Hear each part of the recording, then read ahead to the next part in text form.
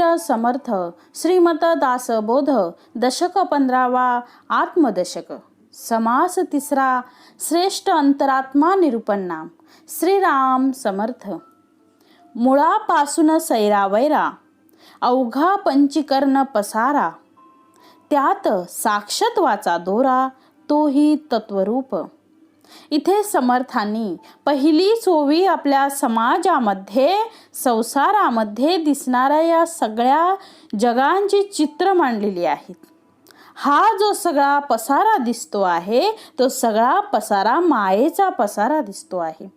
सगळं जग हे मायेचं आहे, हे मायेनं निर्माण केलेलं आहे. म्हणून याला समर्थ म्हणता आहेत की हा पंचीकरणाचा पसारा आहे. आता पंचीकर्ण म्हणजे काय हो, तर पंचीकर्ण म्हणजे पंचमहाभूतांचा पसारा आहे. त्यामध्ये आप, तेज, वायू